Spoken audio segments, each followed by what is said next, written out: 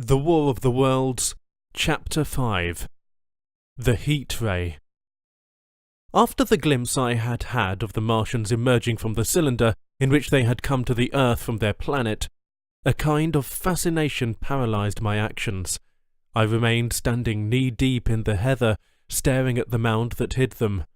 I was a battleground of fear and curiosity. I did not dare go back towards the pit, but I felt a passionate longing to peer into it. I began walking, therefore, in a big curve, seeking some point of vantage, and continually looking at the sand heaps that hid the newcomers to our Earth. Once a leash of thin black whips, like the arms of an octopus, flashed across the sunset, and was immediately withdrawn, and afterwards a thin rod rose up, joint by joint, bearing at its apex a circular disc that spun with a wobbling motion. What could be going on there? Most of the spectators had gathered in one or two groups, one a little crowd towards Woking, the other a knot of people in the direction of Chobham. Evidently they shared my mental conflict. There were few near me. One man I approached, he was, I perceived, a neighbour of mine, though I did not know his name, and accosted. But it was scarcely a time for articulate conversation. "What ugly brutes!" he said. "Good God, what ugly brutes!" He repeated this over and over again.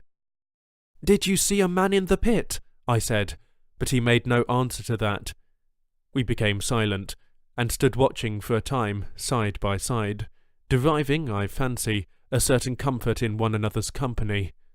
Then I shifted my position to a little knoll that gave me the advantage of a yard or more of elevation, and when I looked for him presently, he was walking towards Woking. The sunset faded to twilight before anything further happened. The crowd far away on the left, towards Woking, seemed to grow, and I heard now a faint murmur from it. The little knot of people towards Chobham dispersed. There was scarcely an intimation of movement from the pit.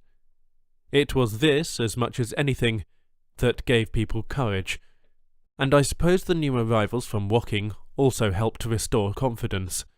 At any rate, as the dusk came on, a slow, intermittent movement upon the sandpits began, a movement that seemed to gather force as the stillness of the evening about the cylinder remained unbroken. Vertical black figures in twos and threes would advance, stop, and advance again, spreading out as they did so in a thin, irregular crescent that promised to enclose the pit in its attenuated horns. I, too, on my side, began to move towards the pit. Then I saw some cabmen, and others had walked boldly into the sandpits, and I heard the clatter of hoofs and the gride of wheels. I saw a lad trundling off the barrow of apples, and then, within 30 yards of the pit, advancing from the direction of Horsell, I noted a little black knot of men, the foremost of whom was waving a white flag. This was the deputation. There had been a hasty consultation, and since the Martians were, evidently, in spite of their repulsive forms, intelligent creatures, it had been resolved to show them, by approaching them with signals, that we too were intelligent. Flutter, flutter went the flag, first to the right, then to the left. It was too far for me to recognise anyone there, but afterwards I learned that Ogilvy, Stent, and Henderson were with others in this attempt at communication. This little group had in its advance dragged inward, so to speak, the circumference of the now almost complete circle of people, and a number of dim black figures followed it at discreet distances. Suddenly there was a flash of light, and a quantity of luminous greenish smoke came out of the pit in 3 distinct puffs, which drove up, one after the other, straight into the still air. This smoke, or flame perhaps would be the better word for it, was so bright that the deep blue sky overhead and the hazy stretches of brown common towards Chertsey, set with black pine trees, seemed to darken abruptly as these puffs arose, and to remain the darker after their dispersal. At the same time, a faint hissing sound became audible. Beyond the pit stood the little wedge of people with the white flag at its apex, arrested by these phenomena, a little knot of small vertical black shapes upon the black ground. As the green smoke arose, their faces flashed out pallid green and faded again as it vanished. Then, slowly, the hiss passed into a humming, into a long, loud, droning noise. Slowly, a humped shape rose out of the pit, and the ghost of a beam of light seemed to flicker out from it. Forthwith flashes of actual flame, a bright glare, leaping from one to another, sprang from the scattered group of men. It was as if some invisible jet impinged upon them and flashed into white flame. It was as if each man were suddenly and momentarily turned to fire. Then, by the bright light of their own destruction, I saw them staggering and falling, and their supporters turning to run.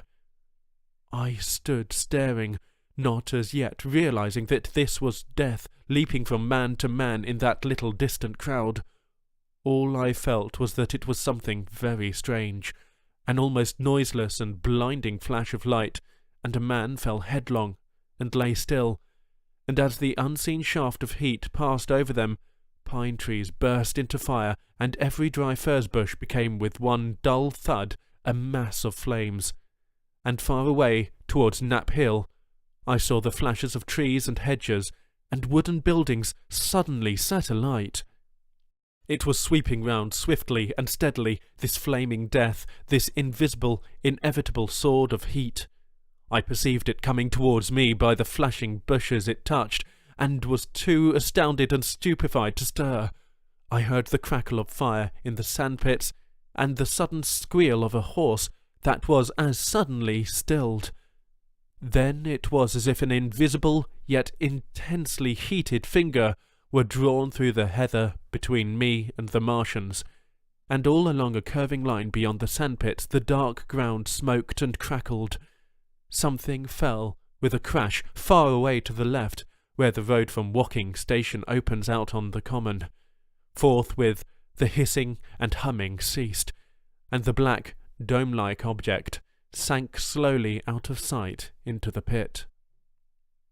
All this happened with such swiftness that I stood motionless, dumbfounded and dazzled by the flashes of light. Had that death swept through a full circle, it must inevitably have slain me in my surprise, but it had passed and spared me, and left the night about me suddenly dark and unfamiliar. The undulating common seemed now dark almost to blackness, except where its roadways lay grey and pale under the deep blue sky of the early night. It was dark and suddenly void of men. Overhead the stars were mustering, and in the west the sky was still a pale, bright, almost greenish blue. The tops of the pine trees and the roofs of Horsell came out sharp and black against the western afterglow. The Martians and their appliances were altogether invisible, save for that thin mast upon which their restless mirror wobbled. Patches of bush and isolated trees here and there smoked and glowed still, and the houses toward Woking station were sending up spires of flame into the stillness of the evening air. Nothing was changed, save for that and a terrible astonishment. The little group of black specks with the flag of white had been swept out of existence, and the stillness of the evening, so it seemed to me, had scarcely been broken. It came to me that I was upon this dark common, helpless, unprotected, and alone. Suddenly, like a thing falling upon me from without, came fear. With an effort I turned and began a stumbling run through the heather. The fear I felt was no rational fear, but a panic terror, not only of the Martians, but of the dusk and stillness all about me.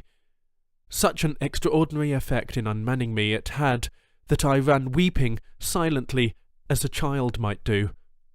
Once I had turned, I did not dare to look back. I remember I felt an extraordinary persuasion that I was being played with, that presently, when I was upon the very verge of safety, this mysterious death, as swift as the passage of light, would leap after me from the pit about the cylinder and strike me down.